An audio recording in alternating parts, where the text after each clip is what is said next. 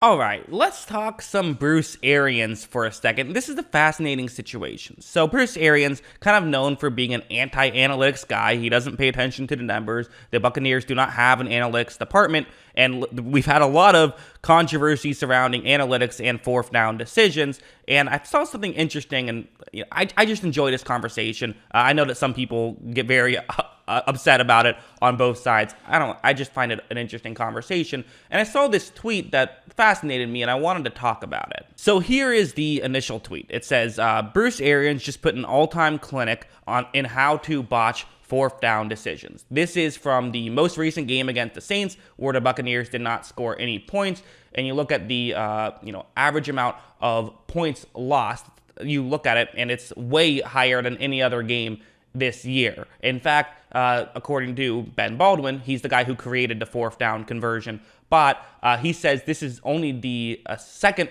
Well, this is the second worst game a coach has done since 2014 when this thing started. So only Jeff Fisher had a worse game than Bruce Arians. Not exactly the company you want to be in. So why did this happen? What is the case here? Is it kind of a fluky situation? What's going on? Well, I was curious, so I decided let's go through each of these and just talk about them and say, do they make sense? Were there actually some logic for Bruce Arians, or was there not? So here we go. First one, this is interesting. So it's a fourth down and 2, and this is a lot of what we're going to see is sort of these fourth down and shorts where the Buccaneers decide to kick it on almost all of them. They did go for a fourth down, actually technically 2 fourth downs. One was, it was desperation where you're always going to go for it. They did go for a 4th and 1 and failed to get it, but they had a number of them that they could have gone for and didn't get it. So this one is interesting. So let's just kind of break it down. I keep hearing from anti-analytics Twitter, people don't explain why analytics makes sense. They just say analytics. Well, let me explain why it makes sense.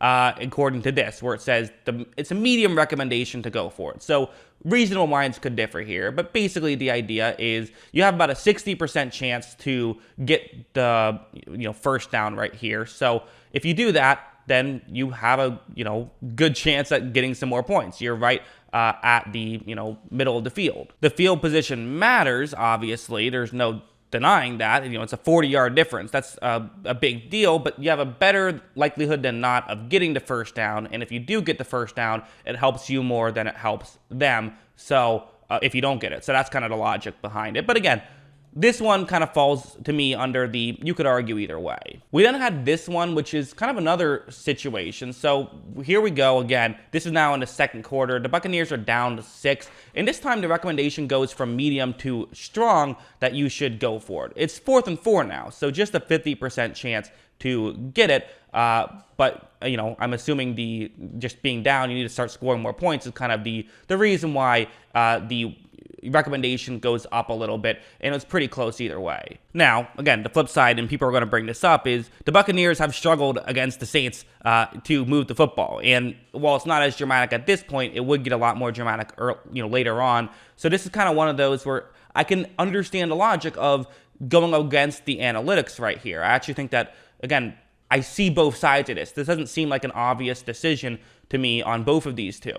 This next one, another similar idea. So this time it says very strong. So it's going up highly so. And, again, kind of the logic behind this is, so 4th down and 2, you have a 60% chance of getting it, and you're down 6 points. So I get the logic of if you don't get it, they can kick a field goal, and then you're down 2 scores. So I think that makes sense. Like, your defense has played very well, so trust that you can get the ball back. The flip side is if you do get it, that obviously helps you a lot. That's the possession difference, and that matters a ton. So you do kind of just wonder, like, okay, if you went for all of these, how many of them would you make? This next one, an almost identical situation. So again, it says very strong that you should go for it here. And I'm assuming the logic behind it, just you're losing. You're down 6 points. So go for it here. See if you can get the first down. Again, not too much to add here that I didn't add last time, because this is almost an identical situation just a few minutes earlier.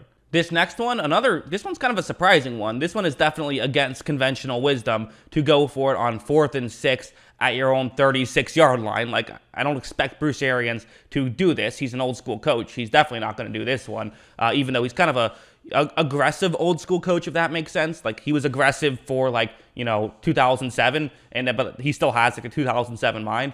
But basically, kind of the mindset is, on 4th down and 6 right here, you go for it, and you still have a pretty good chance of getting it, 44% in a vacuum. But this one, 12 minutes left, you're down 6 points, so you do have to start to work. But at the same time, this is kind of one of those game flow situations where it probably makes sense to go against the analytics because your defense has played so well and your offense has played so poorly. If you don't get it, now all of a sudden they get a field goal and then they're in good shape. But what's interesting is you look earlier, because there's kind of two here, because on this situation, this was earlier, because they eventually took a penalty, and then the next one was the one you saw earlier, where they ended up deciding to punt it away. So maybe you're saying, okay, well, that seems ridiculous. That's a game flow situation. This one, you probably should have gone for it. It's 4th down and 1. In a vacuum, you have a 72% success rate. And also worth mentioning, if you want to talk game flow, they saw a quarterback sneak attempt would have worked perfectly that they just didn't attempt. Like, do a quarterback sneak. Tom Brady's the best, ever at quarterback sneaks. You have a very good chance to move the ball and get the 1st down right here. So 4th down and 6, I understand punting. But 4th down and 1, this is the one where I say they should have gone for this one. I think the other ones you could argue each in a vacuum. At the end of the day, I don't know if I fully think I don't know what they should have done. I'm glad I wasn't in these situations. The reality is, hey, stop getting so many 4th and shorts. Like, convert on 3rd down. Like, that would make things easier.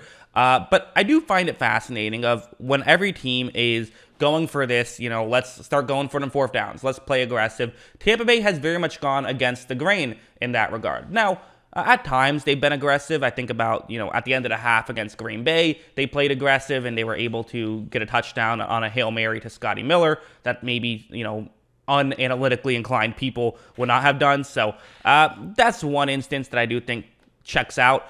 It does make me wonder a little bit, could this sort of passiveness that Bruce Arians has come back to bite Tampa Bay at some point? Like, okay, they just won a Super Bowl, so you can certainly win with Bruce Arians, but does these game management decisions, are they going to come back to bite Bruce Arians, or even did it come back to bite Bruce Arians in this exact game itself? Was that a massive mistake that Bruce Arians made in deciding that he was going to continuously punt and continuously trust his defense? Well, you trusted your defense, and the defense rewarded you for it, but at a certain point, you kind of have to give your offense an extra down to try and get the 1st down. I think that on a couple of these, if you gave them the extra down, like if they go for all of them, they don't get all of them, right? You're going to miss some of them, but you're also going to get a good chunk of them, and would the good have outweighed the bad there? I don't know. It's a fascinating situation. I'm not going to sit here and say definitely a horrible decision by Bruce Arians. I don't think that that's true because I understand the logic behind it of trusting your defense. But in hindsight, it does kind of make you think, okay, well, if we're crushing Brandon Staley for going with the numbers, Bruce Arians kind of, you could argue his decisions cost him the game the same way Brandon Staley's decisions cost him the game, just in a different way. If Bruce Arians went for it, maybe they still lose, but maybe they don't. And if we're going to be results-oriented with Brandon Staley, we should probably be results-oriented with Bruce Arians as well. But I think we shouldn't do either. I think we should just look on the process and not just focus on the results. I understand why both of them did what they did. I think they were very different games and different teams. That's what I think. What do you guys think? Let me know in the comments below. Always love hearing from you. And of course, as always, thanks for watching.